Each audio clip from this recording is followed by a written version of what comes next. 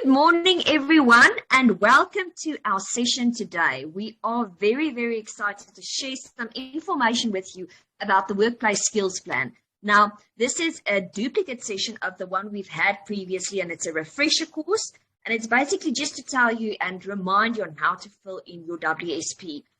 Today, the spotlight will be on training, education, and the Workplace Skills Plan, and how to complete and fill in the Workplace Skills Plan.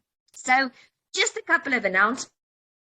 On the 5th of May, we will have a digital compliance session focusing on collection, repayment, and debt enforcement. Then on the 7th of June, we will have a compliance session on legislation and regulation. And then on the 14th of July, we will have a digital compliance session as well. So we are very excited to announce that we've got for this workplace skills session sponsors. We've got Experian, Octopus Banking, and also Welltech Academy. They will also be providing you guys with nice prizes today. So remember to have a good look at the videos. This is the program of the day. First, we are going to have a video by Experian, and then a fun element where we are going to do a question and answer session about their video. So pay attention, and then they will be sponsoring a course. Then Sean Starr will be doing a presentation. Then we will be looking at Octopus Banking Academy and their video. Then also Welltech Academy and their video, and also the fun element. Then Sean will be presenting on the funding windows that are available for our members if you complete your Workplace Skills Plan. Then we will have a question and answer session followed by a survey and then closure. So let's look at the video of Experian.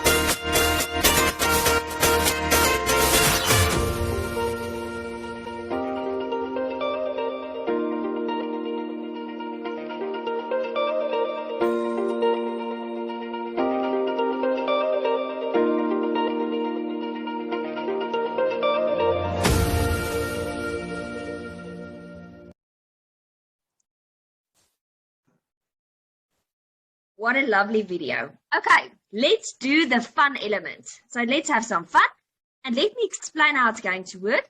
It's going to be a multiple choice quiz.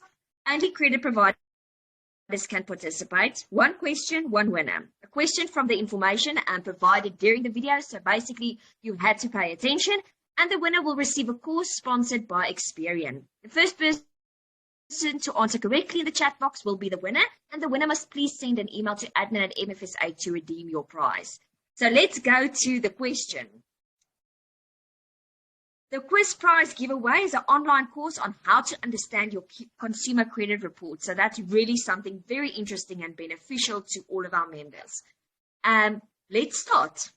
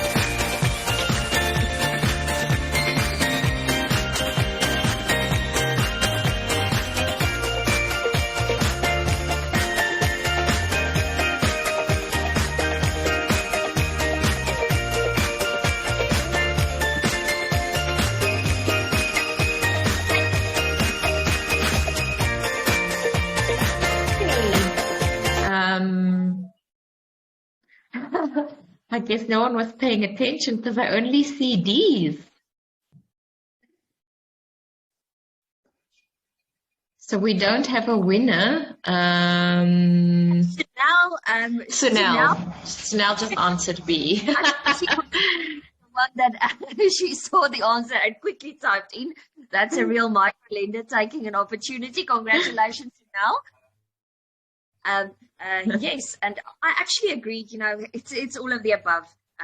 That's the way that Experian actually, gets people into training. So congratulations to now, and remember to email admin@mfsa.net.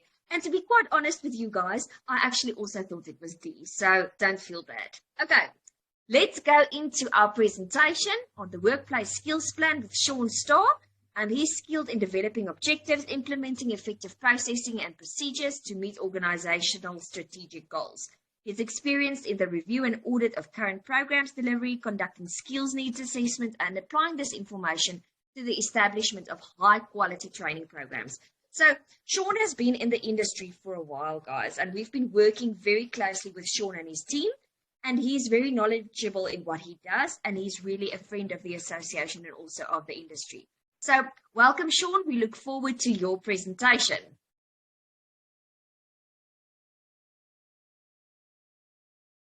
Sean, can you hear us?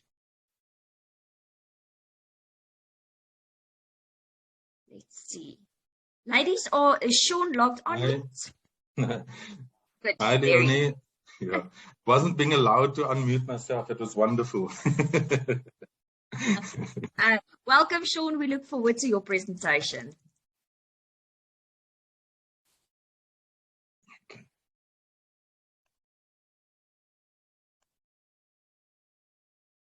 Okay. Thank you very much, Leonie. I just want to confirm with you, is my screen visible?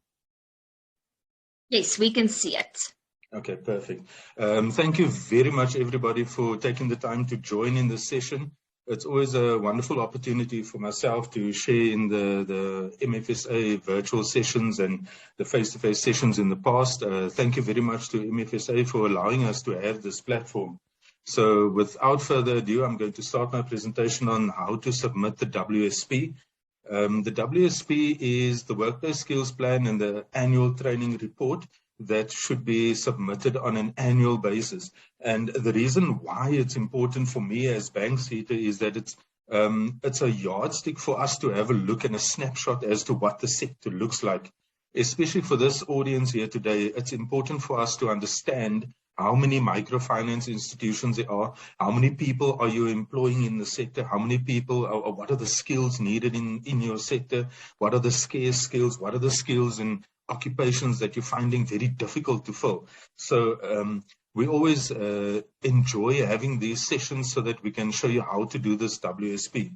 The WSP is actually quite simple. I'm going to start out with my screen to start out and say that the WSP closes on the 30th of April. The 30th of April is a legislated date in the Skills Development Act, and it can't be changed. This year it's going to be on a Saturday, so I do encourage you to submit before that. You know, who wants to be working on a long weekend? The person to contact if you do need any issues is Mabel. Her cell phone number is there as well. You're more than welcome to phone her immediately after the session to set it up. If you're unsure of anything in this presentation and you think to yourself, you rather want some assistance with it, Mabel would be able to set up a Teams meeting with you or a Zoom meeting with you and be able to fill in the WSP with you. So that's Mabel's details on the screen there. You're more than welcome to give her a call immediately after. Like I say, don't leave it until the last week to phone her. That's our busy time. And you can understand that there's more than 400 or 500 companies who tend to leave it till the last, and we're all sitting with quite a backlog on the last. So if you do need assistance, that's the contact person there. Right, how do you submit your workplace skills plan? So the bank seater, you'll see on the top there, www.bankseatermis.org.za. You punch that into your browser, it will take you to this screen that you see here. Once you're on the screen there, you click on the Bank Seater MIS WSP module, and that will then take you into the system. For those of you who have been on the system before, you are going to come to this screen and you'll enter your username and password and log in, and you will be in your profile. If you're going to be a new company submitting your workplace skills plan for the first time, you're going to go to the bottom there and it says register as an SDF. That is where you are going to then click on, fill in your details. It will send an email to Mabel. Mabel will then enable your profile on the system. She's very efficient with that. So immediately when she gets the email, she will then allow you access to the system.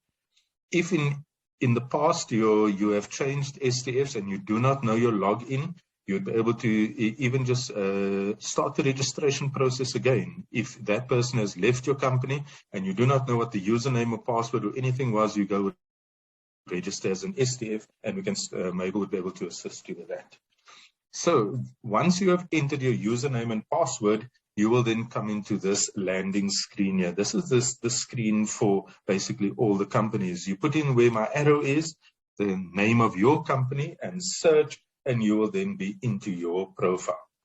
You will then be able to click on here where it says, please click on here to create your plan, and then you will be able to go into your 2022 workplace skills plan in order to fill in your details.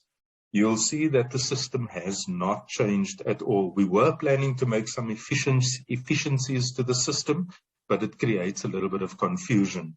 And that's why we decided to have exactly the same system layout as what we've had probably for the last 5 years, just to make it easier. So you click on here and you'll go into your plan. Right, there you will have, then you'll see I've created a dummy company there. In your case, it will be your company name. You then click on open and it will open up your workplace skills plan. So on the first page there, you'll see that it sort of gives you a summary of everything that you need to do. The first thing is A, your employee profile. A1, your hard to fill vacancies. Your A2, skills gap analysis. And then your annual training reports, and then your documents that you need to upload. So that's basically what you would call basically an index page. An index page that sort of gives you a snapshot as to everything that you must do in order to complete your workplace skills plan. Okay, now you're in the first form. You will click on add, and you're going to be adding your work, your employee details. If you have 8 employees, you'll enter it 8 times. If you have 2 employees, you enter it twice, and because everybody is different. What's important for us with this data is to have a look at the demographics of the microfinance sector. How many are in executive positions? How many administrators there are? What are the lowest qualifications? What's the highest qualifications, etc.? And that is what you need to fill in there. So this is what the form looks like that you will fill in for each person. The most important thing to remember about when you're filling in each of these for your employees, you need to click save at the bottom there. If you don't click save and you go to the next person, it will not save that person's data that you put in there. We've tried to make it easier for you that there's drop-down menus for everything. So, for example, if you start on the top, the employee ID number, you put that in, you put the birth date in, job title, what's that person's title, and then occupational category, OFO code, gender, disability, and then all the other drop-downs. You'll see that there are just drop-downs that you just click on. So we've tried to make it as easy as possible for you. Right at the bottom there, don't forget to click save after the filling in the details for each employee. Right, and then this will be your hard to fill vacancies. So right now, you've filled in all the forms for each of your employees. You've saved it. You go on, it will open up this one here where in the previous one, where you click save, you click close right at the bottom, and then it will take you into the hard to fill vacancies. What's important for hard to fill vacancies is that it gives us an idea as to what are you struggling with in your organization? What vacancies are you struggling to fill? And it will probably even ask you for reasons as well. It says a reason why the occupation is hard to fill, and then there's a drop-down menu, and you'll choose from that. What we do with this data is that we will then collate all this data once all the WSPs are submitted. We have a look at it, and we then respond to what you are struggling with as an entity. So once you fill in your hard to fill vacancies, you click on save, you click close. Please don't forget save and close at the bottom of each of your screens. If you don't, it's not going to save the data that you're putting into those drop-down menus. Then your B1 form is your annual training report. That's basically telling us and giving us an idea of what training you have done as an institution for the last year. You're going to fill in your major occupations, how many people attended training in the last year, how many beneficiaries were trained, how many from your, how many disabled beneficiaries there were, and give us sort of an indication of what you spent on training. It doesn't have to be the exact, but obviously if you do have the exact totals, it will be a lot more detailed for us, and we would be able to then have clearer understanding of what your spend is within this financial year that has passed. You click on save and you click close, and it will take you then to the next one. Now, this is where you're going to be uploading your documents. So we're almost at the end already. You see this has been quite seamless, and these uploaded forms are very critical. I can't stress it more. It's determined, it is also written into the legislation that we must have an authorization form that you're authorizing us, or you're authorizing the training committee or the CEO to submit this document. So it is a requirement by law. That's why that authorization form is so important. You see my big arrow there, download authorization form template. There's a template for you. You'll be able to download it, save it into a folder onto your computer. You can print it out, you can fill it in, have it signed. There must be 2 signatures on there. If the CEO is the STF and the head of the training committee, you will just sign twice. So that template is made for you. Please don't make your own templates. Please don't do handwritten forms and just send it through. It must be on our template. If you have subsidiaries within your company, you will then also have a letter confirming subsidiary companies for finance processing. I think if I have if I look back at the last 6 years, I haven't seen any microfinance companies who had subsidiaries. So it's more just the authorization letter that's important, right? You will then add the document, upload it from your machine. Like I say, after it's signed, scan it back to a folder, and then upload the document. And then right at the bottom, close will then save the screen. Right, on the top there, onto this next screen, it's a continuation of the previous screen. It's just your upload of the authorization letter. If you click on Browse, you go to the folder that you saved it on your computer, add the file will then come back up, and then you press close where the orange arrows is facing. Right, once you have done all of that, you're going to be going back to what I said to you is that index screen. And you'll see now we've got all the green ticks. If you, for example, didn't click on close and save and close at the bottom of one of your screens, instead of a green tick, there will be a red cross. You need to then go back to that. You'll see on the left-hand side of my screen now, there's an arrow going to home.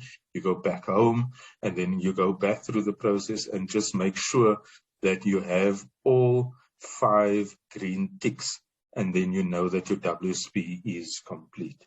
So this will then take you through to the almost right at the end now, the confirmation of banking details. You click on your banking details.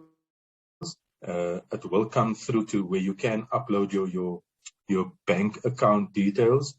Right at the bottom there, you need to have proof of your banking details. So that would be a letter that you can actually download from your bank account. And you would be able to then save it to your computer, browse, submit file. And if there are any changes, if you've changed your banking details over the last year, you click change at the bottom and you would be able to then edit your banking details. Once this is all completed, we have then right at the end of your WSP submission, you click in that little block right at the bottom. I have completed the whole WSP and ATR and would like to submit, and you click submit plan. Once you submit plan, it will take you back to this final landing page where it says submitted yes, or it will be submitted no if there was an issue. In general, the system is set up in such a way that the parameters are, you should be able to get a yes here because you would have had your 5 green ticks on the previous screen. And then you have submitted your WSP. Like I said, it closes on the 30th of April. Let's see how many more we can get. I must say that 2 weeks ago, I did this presentation. And since then, there have been people who have contacted Mabel that have set up their WSPs. Their WSPs have been submitted already. To those people, give yourself a pat on the back. Exceptionally well done. For the rest of you, you have till the 30th of April. Please don't leave it till the last. Take Mabel's number down, set up a meeting with her this afternoon still. Let's see how many WSPs we can actually get from the MFSA membership. So thank you very much, everybody. Thank you to Leonie and to her team for allowing me to always have this platform to speak to the microfinance institution sector. It's quite valuable to Bank Cita. So thank you very much, Leonie, and thank you everybody for your time and your patience. Thank you. Thank you so much for the presentation, Sean. We really do appreciate it. Okay, let me see. Is there any questions we have for Sean? So I think the most important thing for me is let's not leave it for last minute. I think with the previous already completed the workplace skills plan, or already had questions. So guys, after this session, please make sure that you contact them immediately because it's always busy when a deadline reaches you. So it's good if you ask the questions now so that we can give you answers, or Sean at least can give you answers. Okay, thank you so much, Sean. Let's go to the next part of the program.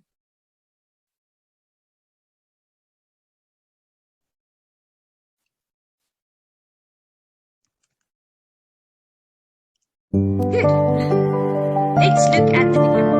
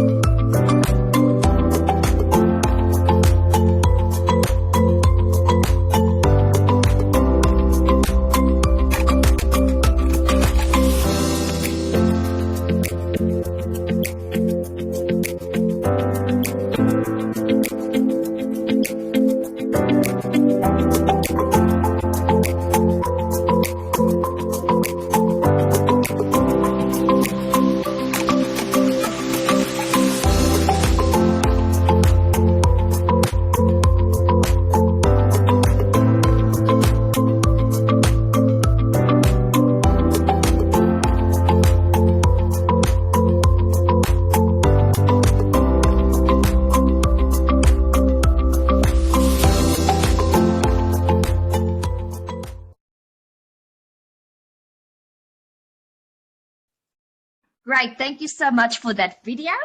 Okay, let's go to the next video.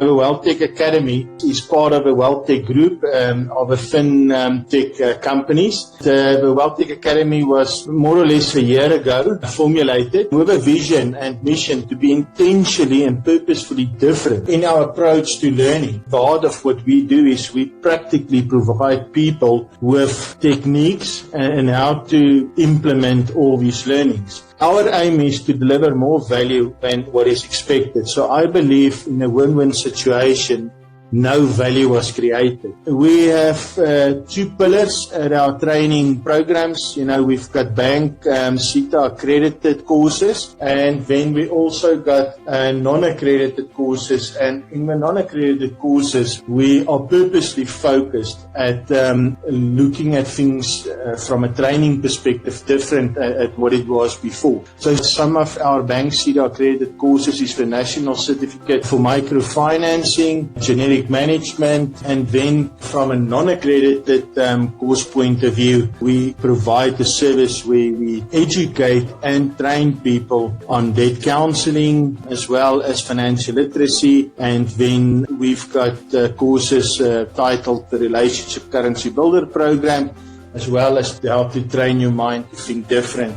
The main aim through one of our non-accredited courses regarding debt counseling specific, this workshop is purposefully designed to actually bridge the gap between debt counselors and lenders. We are very privileged at WealthTech Academy to be in partnership with a training facilitator who have been in the microfinancing world and banking world for over 25 years. So we can tailor-make any program, whether it is from leadership development, the customer experience, how to think differently about operations, risk compliance and all of that. Now, the Relationship Currency Builder program is a very unique program, and it comes back to interpersonal relationships. We've got a fully accredited practitioner with Dr. Kobus Neertling on 8-dimensional thinking.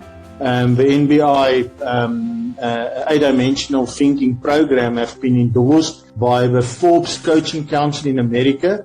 So this program is both aimed at teaching the individual how to interact with co-workers, family, friends, outside the workplace, but more importantly with your customers at a different level. But this also enables the people who makes the decisions in organizations to just think a bit different of how do we make our operational experiences for both customers and our employees different. So we at the WealthTech Academy primarily focus to give in all our training courses something which people can apply. So our delivery methods, we can do it face-to-face, or we can do virtual training. We've got learner guides, handbooks, videos. We do have access to a person who is an accredited executive coach, a life coach, being at some of the world's leading business schools like INSEAD and IMD in Switzerland.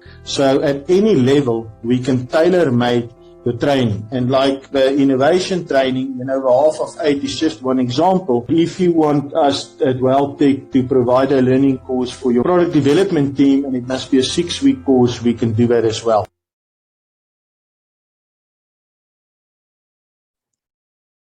Great. Thank you very much for that presentation.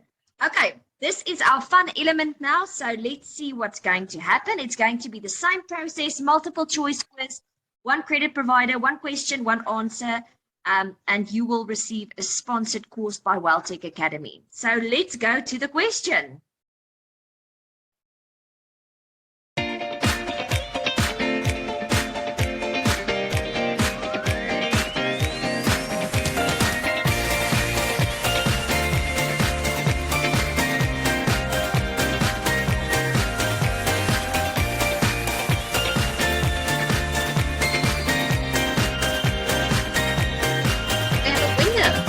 Already.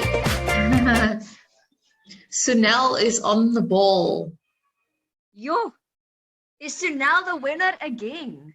Yes, she is. The answer is A to Polish. And Chanel, once again, well done. Yes, Chanel, you're going very, very nicely. Congratulations. Okay, up next, we are having a presentation again by Sean Starr. So you're up again, Sean.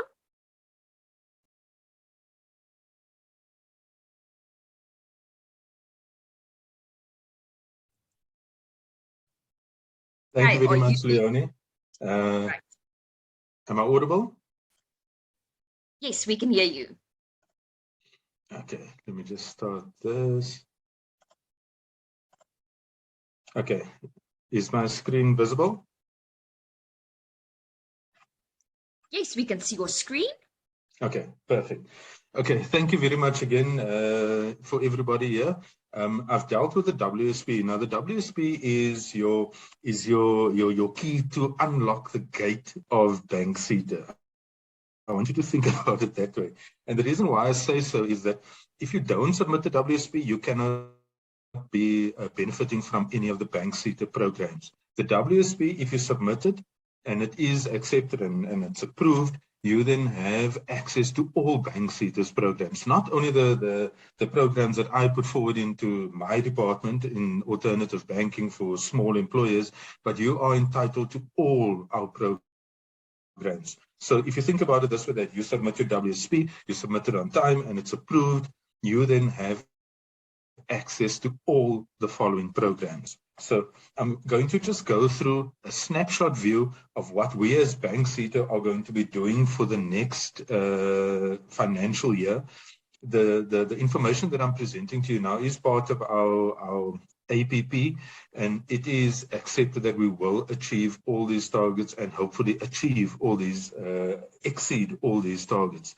So from this myriad of training you see in front of you here now, I want you as employers to focus on your business and what your business needs in terms of training and development.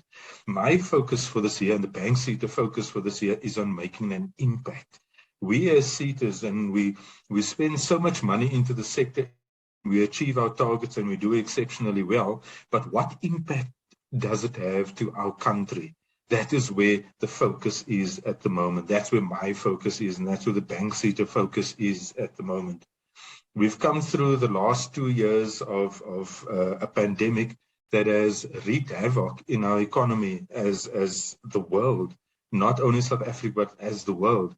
I'm sure we all have stories to share with us about people losing their jobs, businesses going out of business, and we're all trying to make a difference to our country to reignite our economy. Just last night, our president lifted the state of disaster, and it's a huge step forward to reconstruct the economy that we're sitting in. All this training that you see in front of you here now, what I'm going to be presenting on, I would like to look at in 2 years' time, look back at this training and what impact did this training have to the economy of the country. When you put a training program into your business, have a look at what the skill of that person, what is that person going to be making a meaningful difference to your business so your business can grow. And if your business grows, you will then be able to employ more people, in so doing, making a difference to the unemployment rate of, I think the last time I checked was something like 34% at the moment in our country. So if you think about it in that way, if you have any of the service providers coming to you and saying, we've got this course for you, we've got that course for you, and this is what we can do with this and that, I want you to sit back and think as to what impact will this training make to my business? Will it grow my business so that I can employ more people? Can I become more sustainable as a business? Because that is the true intention behind skills development.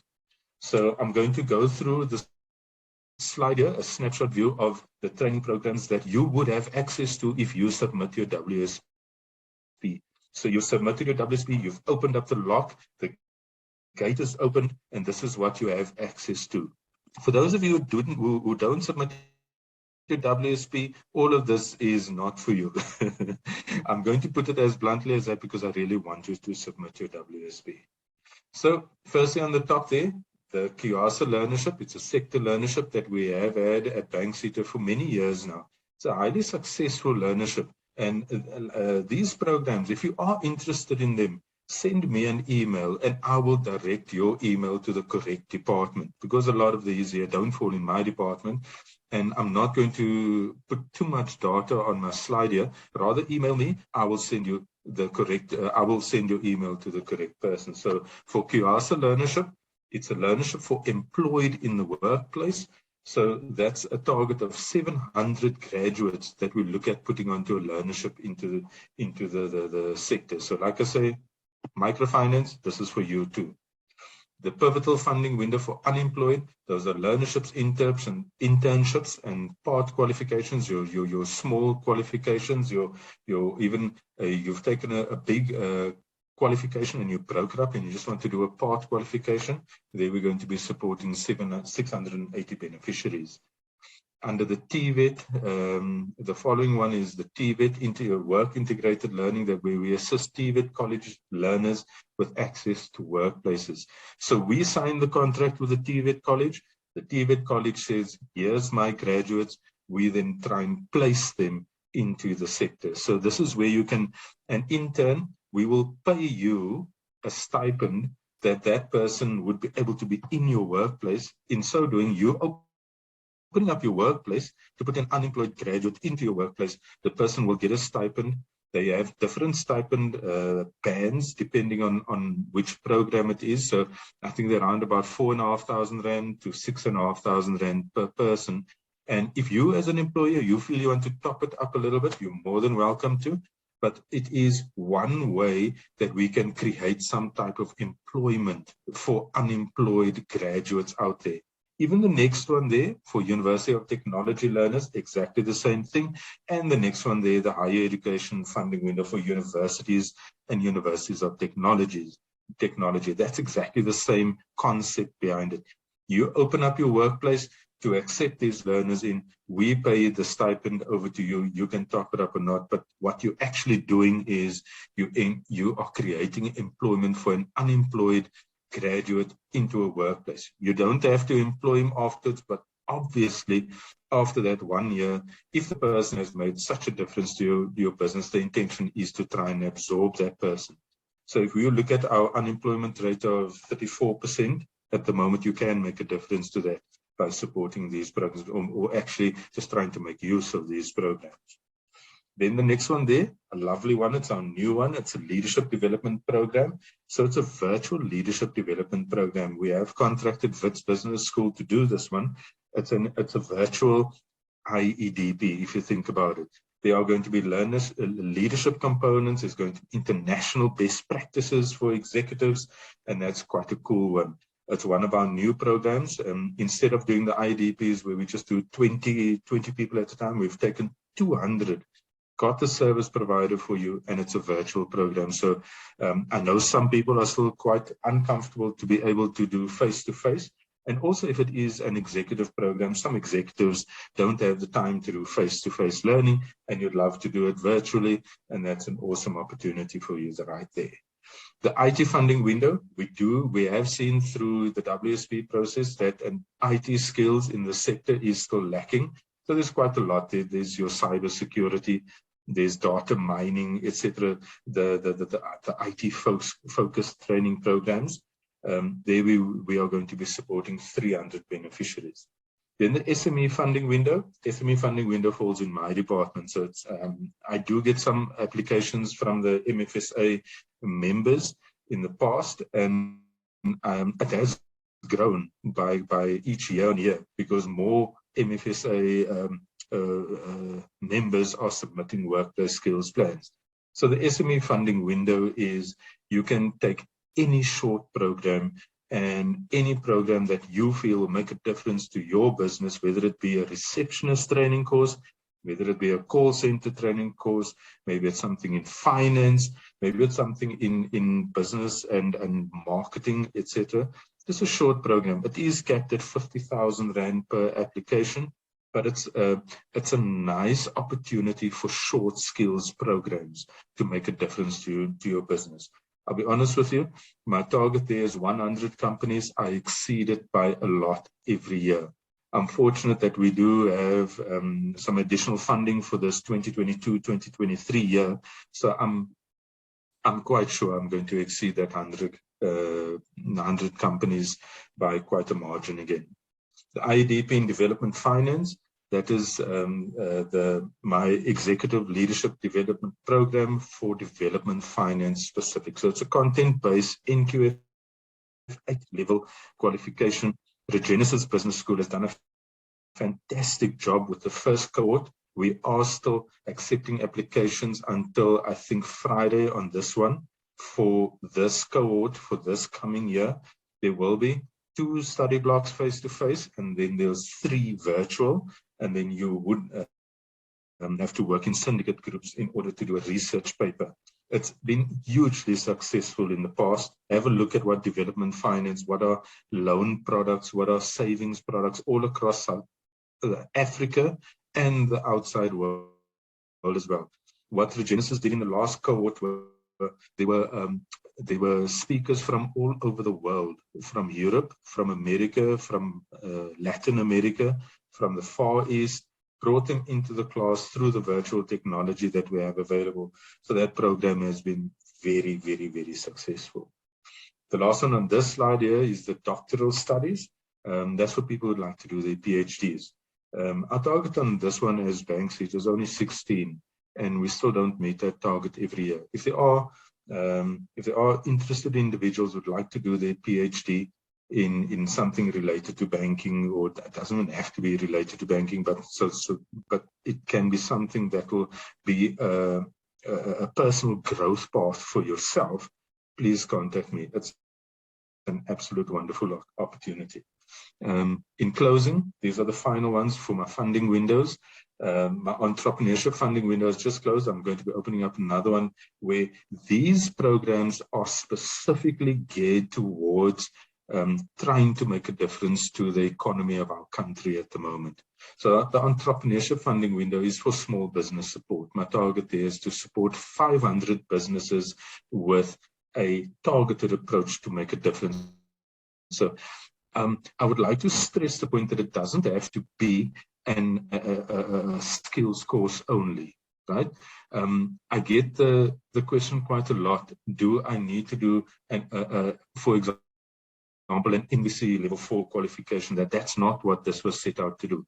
What the ERP was set out to do is to take small businesses and ask them, what do you need now to make your business grow? So we look at women in business, we look at green economy businesses, we're looking at food creation businesses, and lastly, I think it will be businesses with the support towards leadership development, something like that. But what I'm trying to say is that it's the whole rounded support for SMEs. In the entrepreneurship funding window, it's capped at 60,000 Rand per learner for a funded amount. And you can say, for example, I would like to do some IT skills. I'd like to set up a support system for them through a call center, whatever the case may be. But it's a holistic approach to make a difference to SMEs. The ERRP is a new program. It's geared towards accelerated economic growth.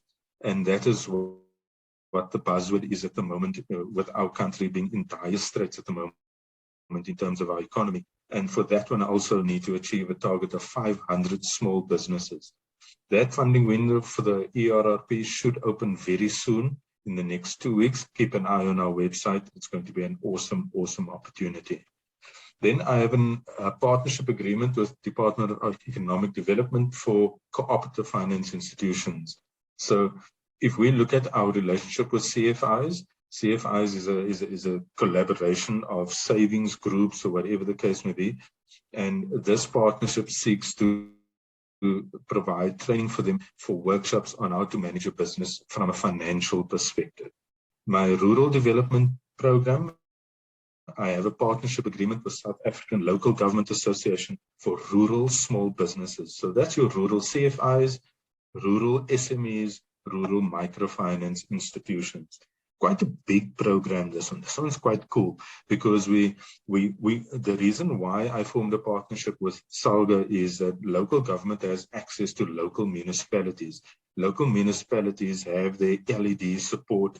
They have their rural development support committees already set up.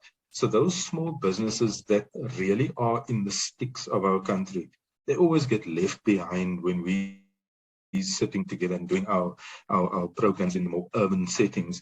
So this program has a rural slant to it. We have completed one financial year with them. It's been extremely successful so far. We're going to be doing a graduation ceremony for all of them quite soon. It will receive probably quite a lot of media attention because of the focus for rural CFI, SME, MFIs. And lastly, I have a partnership agreement, a new one that was just signed with the transport sector. So the transport sector came to us and said, listen, we need to do SME support. Bank sector, you've been doing it for a long time. Please help us with it. So this is what TITA is calling the new driver program. So it's geared towards your new drivers within the transport system, but we are looking at a model of they then own their own business, and we support them with a dedicated approach for SME support for drivers with the transport sector. So that is my story in a nutshell.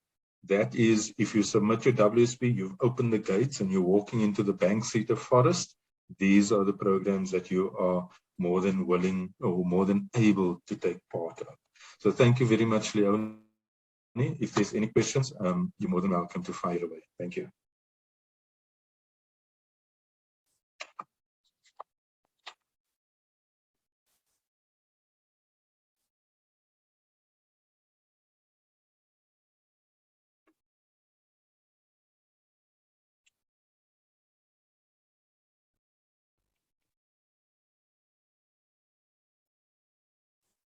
Sorry, everyone. We just had a power interruption here. Okay, so is there any questions for Sean on the workplace skills plan funding? We know training, education, or the work. Anything that you want to ask him specifically with regards to the bank sector. I don't see at this stage any comments, but like I said, I had a power interruption. Okay. So Sean, we have a question from Mpo. Has the reskilling funding window been phased out? Thank you very much for the question, Mpo. No, it has not been. The reskilling funding window is open throughout the year.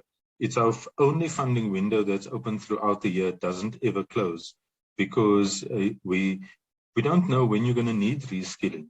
The reskilling funding window fundamentally was put in place for companies that were retrenching, companies where employees were going to lose employment. So it was a way in which we had to address that. And I think it has also a strong slant towards the union, the strong union representation in the banking sector. So yes, the reskilling funding window is still open. It doesn't close throughout the year. Great, thank you, Sean. Then another question, must all training be done by accredited service providers or will in-house training be accepted? Where possible, I know for the SME funding window, it has to be accredited. The reason why we go the accredited route is that unfortunately you do find that when we did allow it in the past, we have the scenario where quality could be possibly compromised.